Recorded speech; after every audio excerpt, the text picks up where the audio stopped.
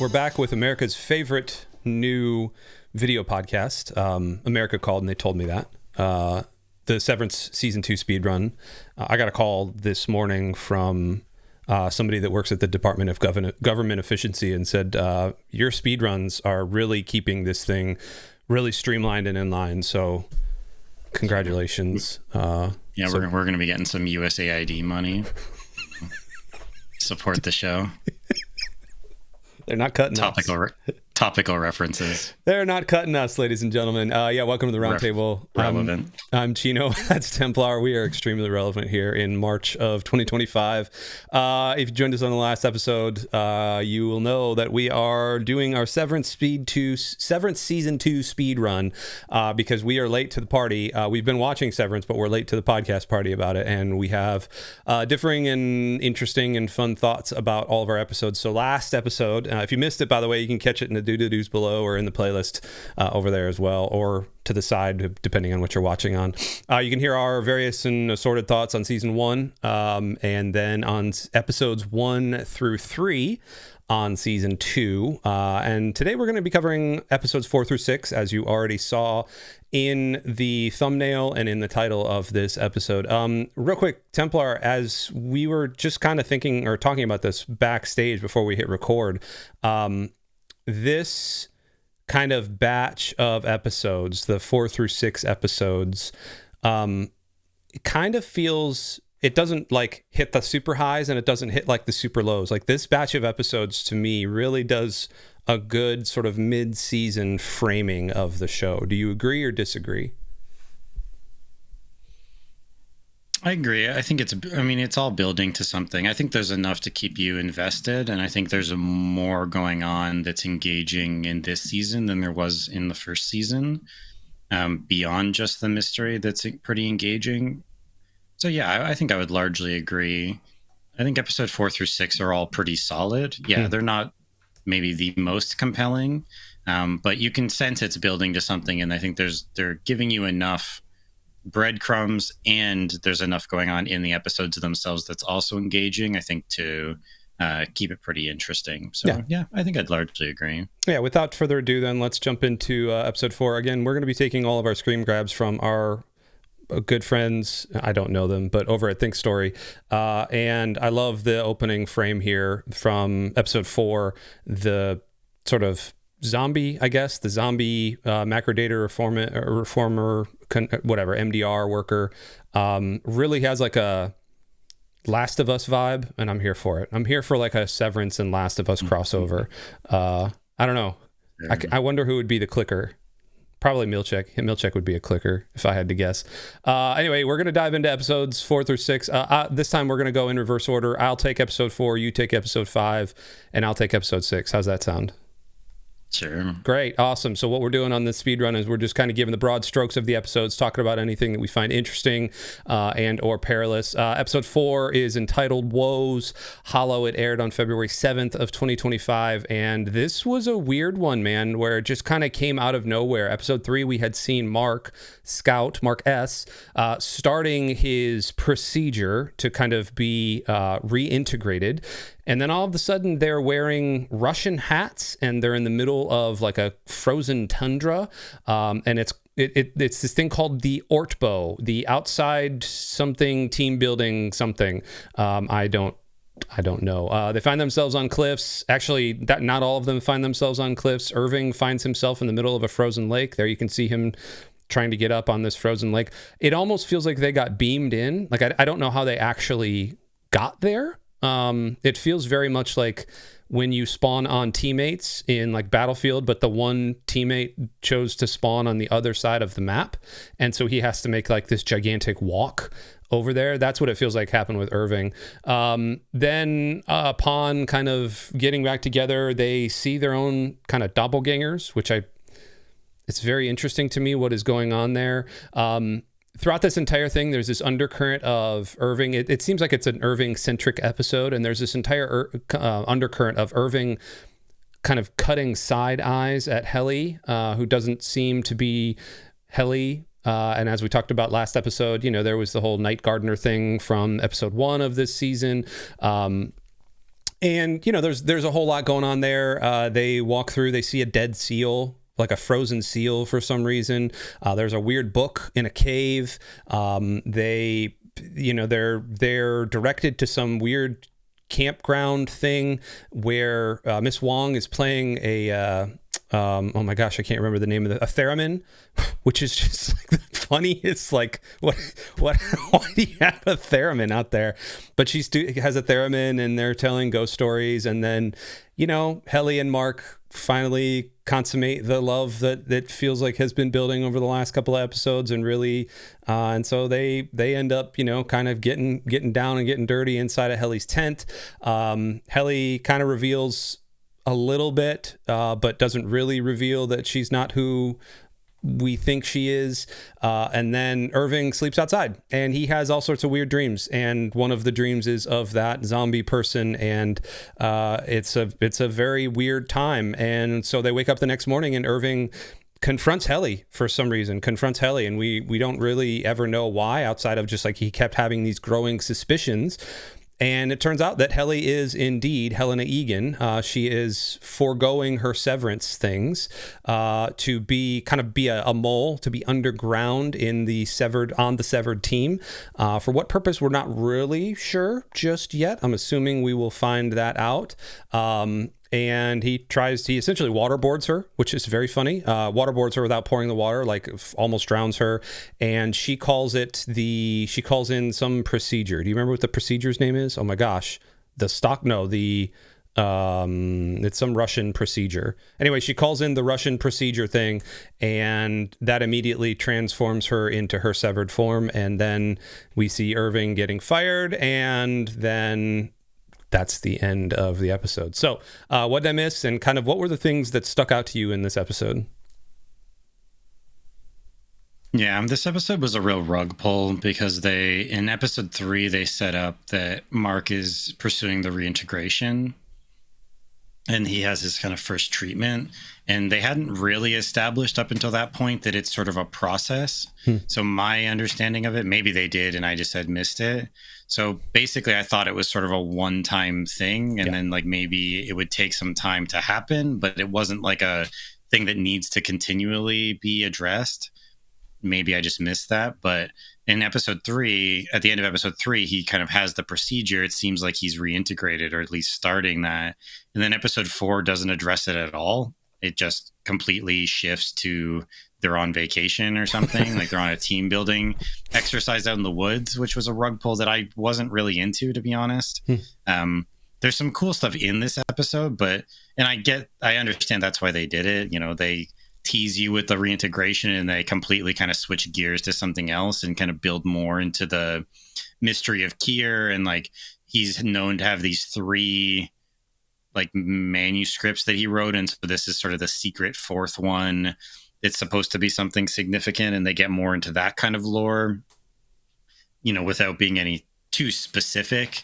And we introduced this like Dieter, this other brother that wasn't known about, and like Millicek tells this story about him like turning into the forest or something, and they make a bunch of jokes about that. But it was a real rug pull in that I was hoping that we would see something more about the reintegration and we would deal with that. But no, not at all. So I didn't know what to make of this episode. It's another episode that was just very weird, and I just didn't know what was happening for most of it. The reveal of Helly being Helena was interesting. And I think we got some idea why Irving might be so obsessed with it, given that we saw with his Outie that he's sort of actively investigating Lumon, that he's been on a kind of mission. And obviously his Innie didn't know the details of that necessarily, but got some glimpse of it during the overtime, you know, contingency. So it seemed like he's sort of pursuing that same idea, this sort of suspicion that he knew something was going on there, that he knew she was keeping something. Now, why he decided to drown her, try to drown her to get that information from her, I'm not entirely sure why he thought it was that serious of something, you know, although he made a big deal about the night gardener, right? That she apparently woke up in the middle of the night, and then there was someone gardening in the middle of the night that she talked to or whatever. Like, she comes up with a poor lie to kind of cover for herself. So it was an interesting episode. It certainly deepens a lot of the lore around Kier. Who was he? What is his significance? It builds more on the idea that he's kind of a cult leader or something. Like he's a pseudo-religious figure that is kind of borderline, or maybe not borderline, worshipped by many of the people at Lumen. And this kind of built on that. And you could see Millicek getting specifically angry at how they were kind of mocking it, because there's the line came up there, but it was something about, Dieter like masturbates and then he turns into a tree or something like that Helena kind of makes fun of, which I think she makes fun of while she's Helena, not as Helly, which is kind of interesting. Whether she was actually making fun of it or just kind of playing along with it's kind of interesting of like, she is someone who I guess would know more about Kier, and so maybe she's just playing into the sort of how ludicrous it all kind of seems from the outside looking in. I don't know, but there's something definitely to unpack there. So that's a long way of saying it's kind of an interesting episode. It wasn't really what I was hoping for with the starting the reintegration and then diving into a very weird sort of almost entirely separate, although obviously not separate, it's connected sort of episode. It kind of caught me off guard, but I thought it was an overall okay episode. I don't know if I was totally into it, but I thought it was pretty solid overall. Yeah, it's the solid. This is what I meant by that earlier comment of, this is our world building, right? Like, so this is not coming back. There's no huge reveals outside of like, okay, it's Helly. I think we kind of we knew something like that was going to be coming. Helly and Helena were the same person, or were, she hadn't been severed. Them sleeping together, I mean, they'd been building the sexual tension there a little bit. There was with Irving saying Helly wasn't cruel, like that's how he got tipped off. And, later on, in fact, in the next 2 episodes, we're going to learn that Irving gets fired and then gets treated as if he's dead. But also, he's still got those hooks in him, those lumen hooks, and he's trying to figure out mysteries and all sorts of things. And so I almost wonder if there's not a deeper story to tell there with Irving, and kind of like did his, he has spent 20 or 30, it feels like forever, many years at Lumen. Does the severance wear off? Like, is there some sort of drug that inhibits it? Like, is that what Burt and Attila are trying to do? Like, it's a weird sort of thing. So I don't know. The one thing I will say about this episode, and it's the first time I've watched Severance in season 2, and I've went, I can see why people either really like this show or don't like this show.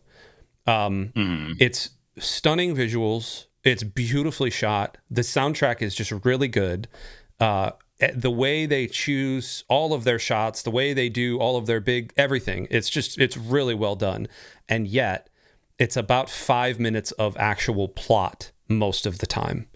It's very slow, very plotting. Even for me, I really like the show, and I have to be in a mood to watch it. Like I have to gear myself up for it. Even watching like reruns of it, going back through and skimming through these before this podcast, I had to like be in a mood, So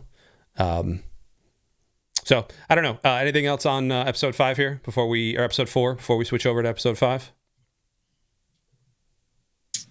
No, I don't think so. I'm sure there's some stuff to unpack in Irving's dreams there that he has, like when he kind of goes out and then he's not in his tent because he kind of wanders off, and then he sleeps in the woods and he sees a couple figures, but I'm not sure exactly in terms of that one. So I think that's probably it for 4. Okay, let's move on to episode 5 then. Again, with the creepy, gross milk that Mark S has to drink because of his reintegration. Also, episode 5 has the stunning watermelon head of Irving. Templar, why don't you tell us a little bit about this episode? Give us a quick run through, and we can talk from there.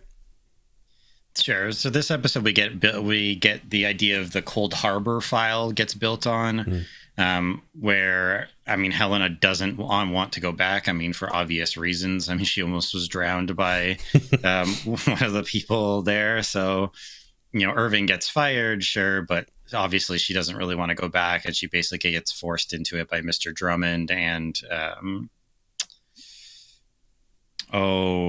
I'm blanking on her name that speaks for the board all the time. I always call her Helene. It's not Helene. Keep going, and I'll pick out who it is. Sure. So she basically gets forced to go back in, though, and to be Helly again until Mark completes the Cold Harbor file. And this Natalie. The Cold Harbor file is, again, emphasized. Yes, as you said, sort of about the previous episode, this is where Dylan especially makes a really big deal about Irving being gone, essentially with this idea that because he's fired, he's not going to be coming back, that he's dead. I mean, essentially, for all intents and purposes, I guess, like his Innie has sort of no longer exists. So I guess you could view that in a way that he's gone, that he's dead. So he requests having a funeral for it, which Milchick doesn't really want to do, but him and Miss Wong do eventually sort of comply with that. We also get the theremin again that she's going to play at the funeral service. He tells her to stop. Amazing Grace on the theremin. Yeah, he tells her to stop, which she's disappointed about. So we do get more of the kind of relationship between the two of them in this episode and in episode 6. I think we get a bit of a build on that episode and some idea of maybe what the nature of her position is there that we can talk about. But so, yeah, we get the funeral, we get the watermelon head of Irving, we get the dentist, Mark. Right. We get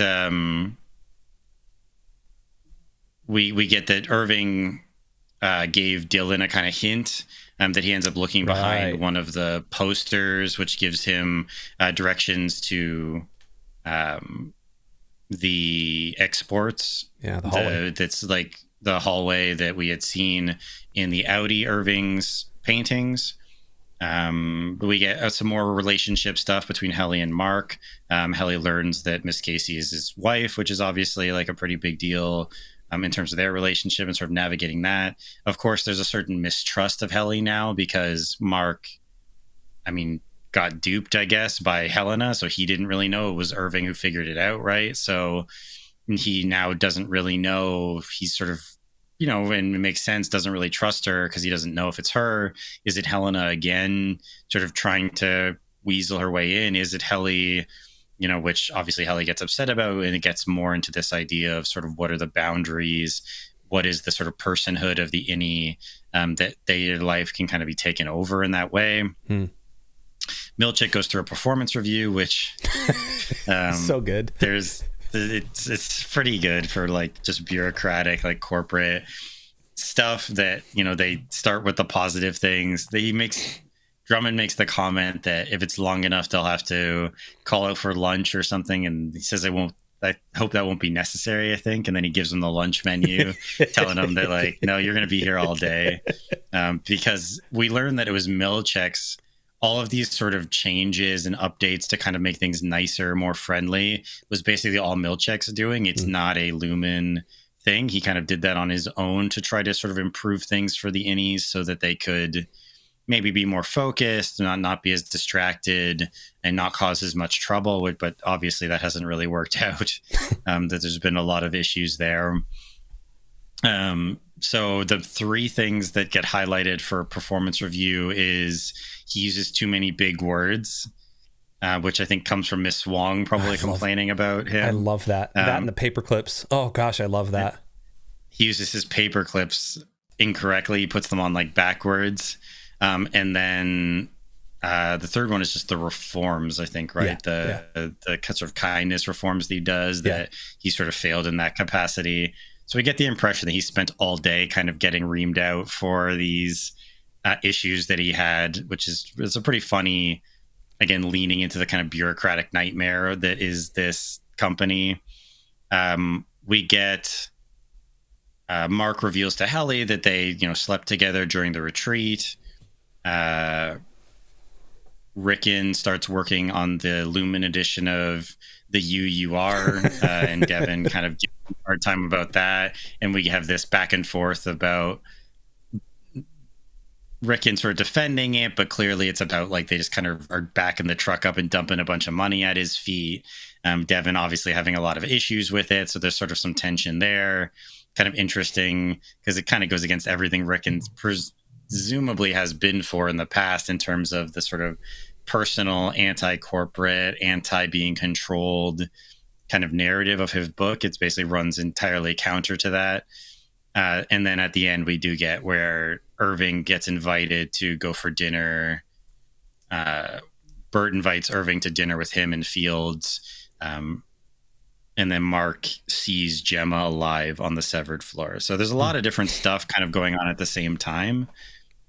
Is there anything I missed or anything else that sort of stood out to you? No, I do want to, well, I want to come back to it because I think there's two huge things that we get out of this one. Number one is the Mark, the very end, where Mark has the flash to the severed floor, and you can tell the reintegration's like not working, and they still haven't said that the reintegration, Ragabi still hasn't said it's going to take time, but he gets that weird sort of like flash thing. He's on the table, and then he sits up, and that whole thing. But at the very last shot, or the last sequence is Miss Casey saying, your Outie loves mac and cheese, or what, your Outie loves this, your Outie loves this, your Outie does this, your Outie.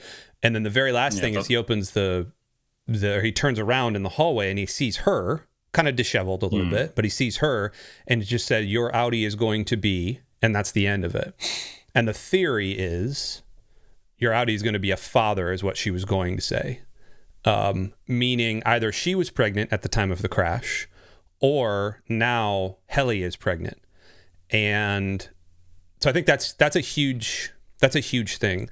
Number one. Number two, and what I want to talk about this in the next section, but the emphasis that that Dylan has on Irving going away, the fact that they're treating the Innie as somebody with a separate soul, the fact that we talked about adultery in the last episode, and we're going to get to it a little bit more in the next episode and the episode after that as well. The fact that in this universe, Innies are treated as separate people is fascinating to me.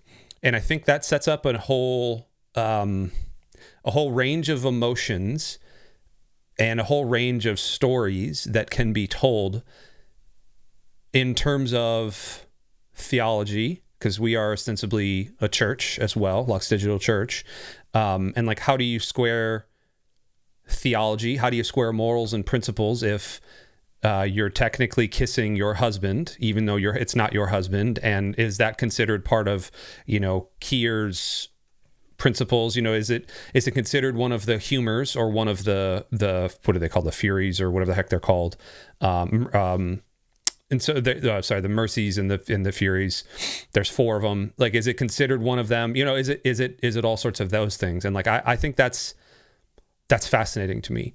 The other little thing is too, Miss Wong and Mr. Milchek hate each other, and I think it's hysterical. I think that relationship is just like, she's a 12-year-old and she's ready to take down the man, and I love it.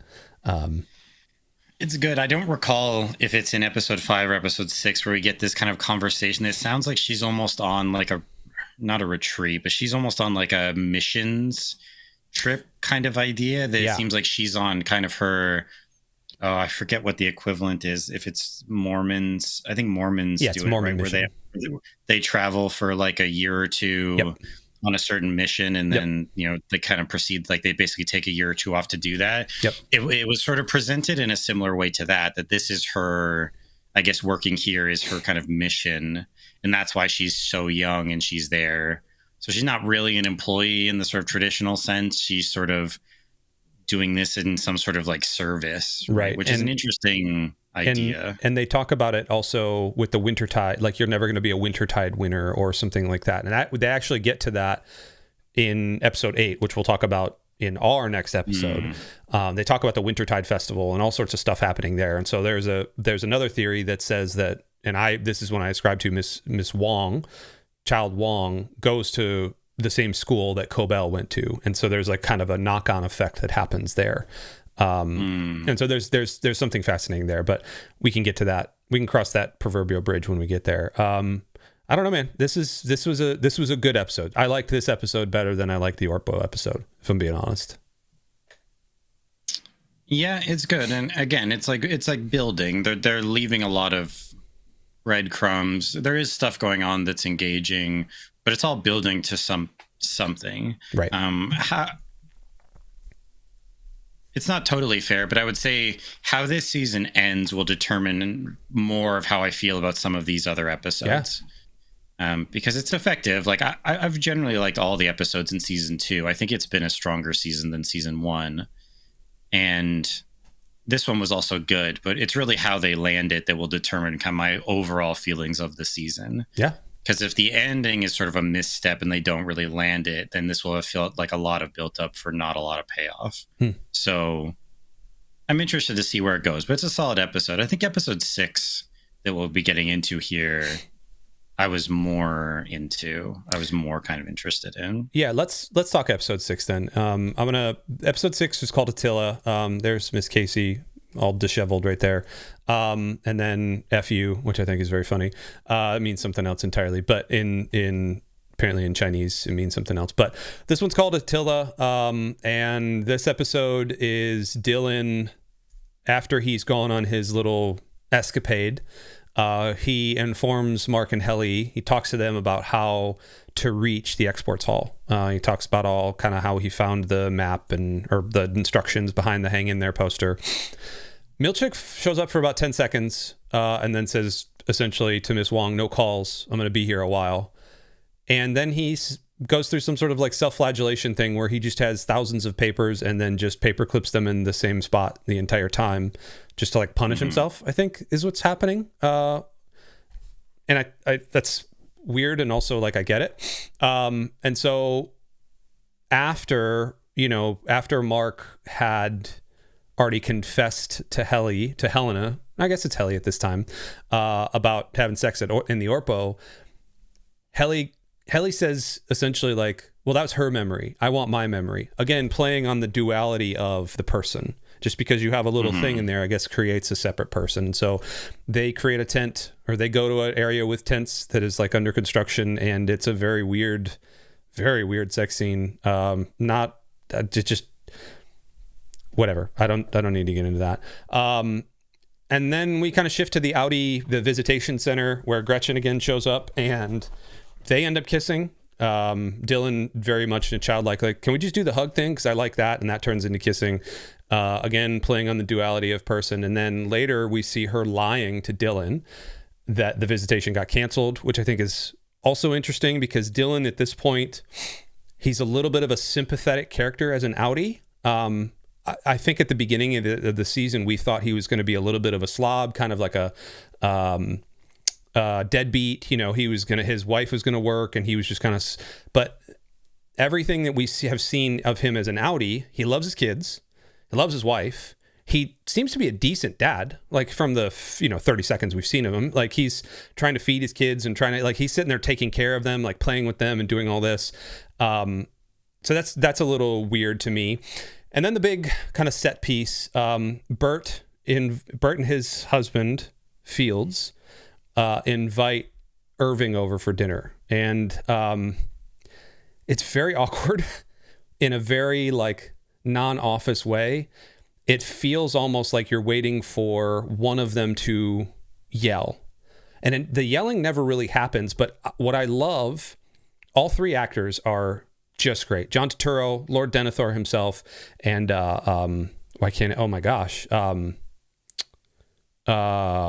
am drawing a total freaking blank on the actual actor's name. Christopher Walken. There, my goodness gracious, dude, had just like the biggest brain fart of all. Christopher Walken, Mr. Cowbell himself. They are so good at acting because there is like this low level anxiety to that whole slew of scenes there. Like, at least for me, I was just like anxious, like the whole time, just waiting for somebody to yell. And there's more and more wine being poured, and they tell this story of why they call each other Attila, because instead of saying Hun, they call each other Attila, and that's cute or whatever. Sure. But then you kind of find out that Attila, or that Burt, there's like this discrepancy between, he said like 20 years, but really Severance has only been around 12 years. And so was Burt like one of the original Severance members, or was Fields one of the original Severance members? And the only reason that Burt was going to be severed is because, again, going on the duality of man, Fields wanted to see Burt in heaven, and of course they're Christians, and so we can kind of get into that in a second. But so there's all that, and then meanwhile, in that whole time, Mr. Drummond is breaking into Irving's apartment and finds all of the things, the discovery or the directory of Lumon employees and all sorts of other stuff. And then we flash to Ragabi, and Ragabi tells Mark that the reintegration is going to take a little bit, and then they need to quote unquote flood the Severance chip, which just sounds awful. And so you see this kind of like Mark refuses, and he's like, heck no, I'm out of here. And then he goes and has Chinese, and he meets Helena, and something, for whatever reason, Helena's there. Obviously she's probably stalking Mark. I think that's the intimation. She's probably there because he's there. Yeah. And so they kind of flirt, and they kind of do this awkward thing, and it almost feels like she's trying to start a relationship with Mark in real life to get them to have sexual relations then, because she's going to be pregnant, and she wants to, like, that's what, at least that, to me, that's kind of like the storyline they're trying to tell there. I don't know if that's true or not, okay. Because she's probably pregnant, and so she's trying to set it up. Anyway, it doesn't really matter. But he gets home, and he's like, "Yo, let's do this." And so there's that really gross, like, inserting a needle into the back of his head and like injecting him with ink, essentially, and it goes around the thing, and then he walks upstairs, even though Ragabi says like, "Yo, you can't do that." Devin shows up, and he walks upstairs, and then seizure and faints, and his head hits the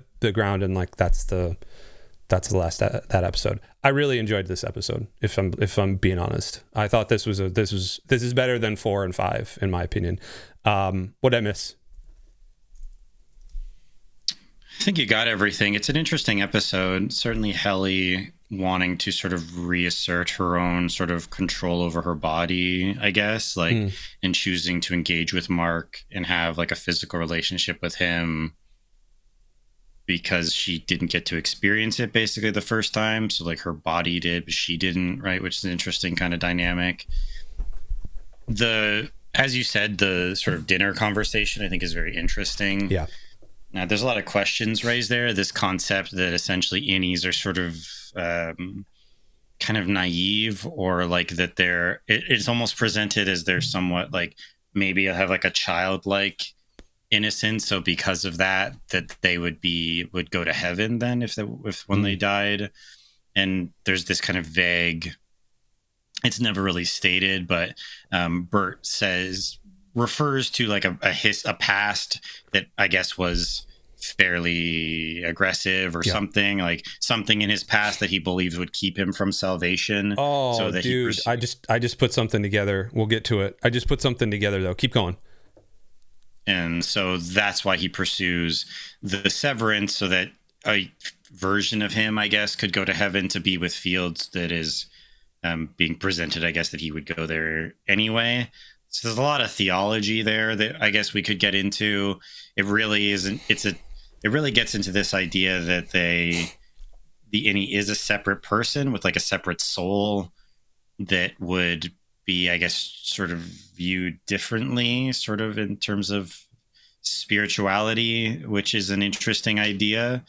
I'm not sure if it's a particularly compelling one to me, but it is interesting to sort of consider that. And then, I think the sort of reveal that I just read it as that basically Fields dropped that Burt worked for Lumon before Severance was a thing. Like, what I got from that was essentially just that he had been an employee of Lumon, and then when the Severance thing came about, he took that route, but that he had just previously also worked for Lumon, which also does lead into why, if he knew, or maybe he had communication with Drummond to search, for Drummond to search his apartment, that there's, and even maybe they, had some knowledge of Irving before that, if this has been a sort of crusade on his part, right? That there's maybe something in the past, or certainly that Burt isn't just, wasn't just severed and an Innie. He worked for Lumon, is loyal to Lumon outside of that. So that kind of reveal happens, which is interesting.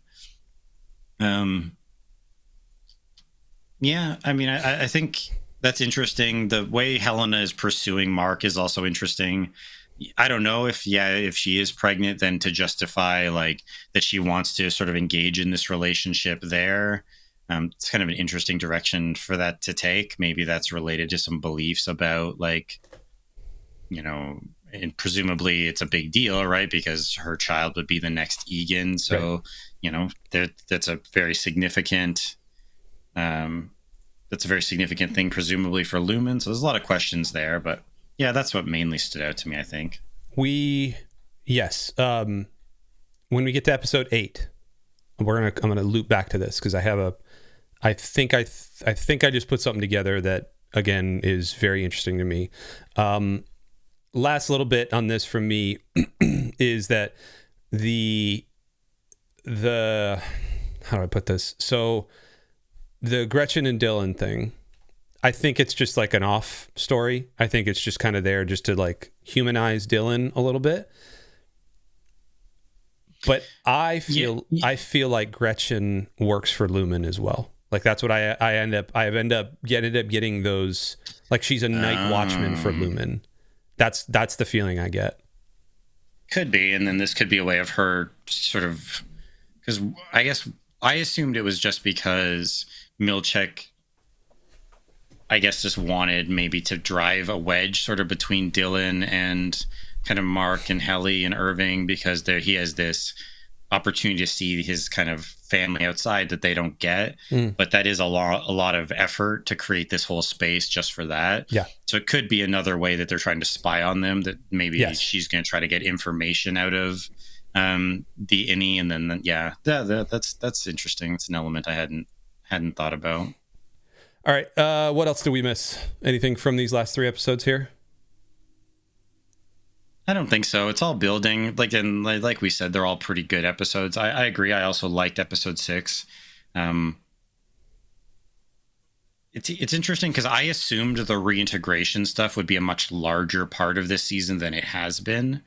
Like I was really anticipating that there'd be a lot more done with that, and up until now, it doesn't really feel like there's been much done with that at all. Yes. Like I assumed that was going to be kind of one of the, if not maybe the major plot line, that we would get like time of him as his Innie and the kind of flashes back and forth, and we get some sort of conflict there, or like there would be this, he's starting to remember things there, and then that would inform the investigation they're doing. But so far, it hasn't really been the case at all. Like all of the reintegration stuff has pretty much been with his Outie and like flashing to some stuff from work. Like there's been very little of that, which is surprising to me. It's just not the direction I thought they would go. I thought it would be a much bigger part of this season. And that's fine. I mean, obviously they didn't have to go that direction, but it has been a surprise to see how kind of little they seem to be dealing with it. And I assume there'll be more of it in the last 2 episodes, maybe, that things might come crashing together in terms of his exploration of the exports elevator, and like maybe getting onto Gemma's floor, and like, we'll get into it in episode 7 and 8, but I'm interested to see what they do with it, because it's been much less than I anticipated. Well, boy, do I have news for you. In episode 7 and 8, and what we're going to talk about, they start to introduce the reintegration a little bit more, and I think from something I want to talk about at the end of episode 8, I think they're going to be leaning into it very heavily in episodes 9 and 10. But we'll get there when we get there. We're going to be live watching and doing all those things as we can, and live podcasting. But we're going to close up here. This is supposed to be a speed run. We've already done 40 minutes on these 3 episodes. So I think we should just put speedrun in quotes, because we're not speedrunning anything. We're just doing 15 and 20 minutes on them. Hey, thanks for joining us on this episode. Remember to like and do the things that you do on YouTube. And until next time, we love you. We'll see you then. Bye.